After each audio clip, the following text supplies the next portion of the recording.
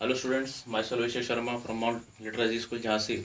Today we will try to finish our third chapter and I will give you some exercise for chapter 1 which we have already done in our earlier classes.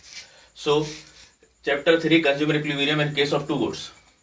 Suppose there are two goods X and Y and MU of X of 5 units is given 25, 20, 15, 10, 0. MU of Y is already given 30, 26, 15, 2 and 0. And price of both MUX and MUY is constant or same. So where is consumer equilibrium? This is the formula for consumer equilibrium. MUX upon PX equals to MUY upon PY. So if a person spends entire income on consuming X commodity, he will get 70 utils. But if he incurred all his money on Y, he obtained 73 utils. But as we know, every consumer wants to maximize his satisfaction.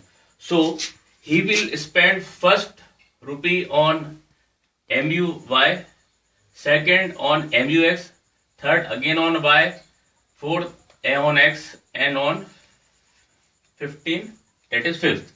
If we add all these three, that is 25, 30 plus 20 plus 26 plus 15, we will get 116 utility.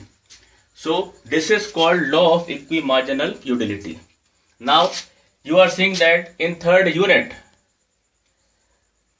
these two are same. So this point is known as consumer equilibrium in case of two goods, which I have already drawn on the whiteboard with the help of my marker. This point is MUX and this point is MUY.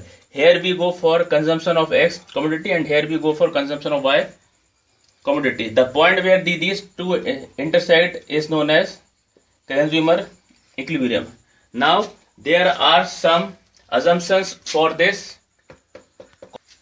The assumptions are utility can be expressed only in cardinal number, that is 1, 2 and 3. The MU of money remains constant.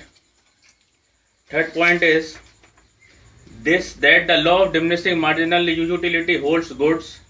And fourth point is that consumer behaves rationally and aims at the maximization of his satisfaction.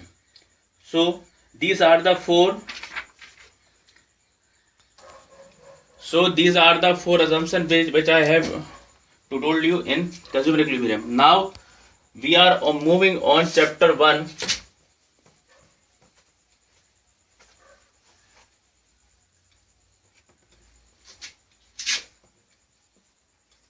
Economics and economy.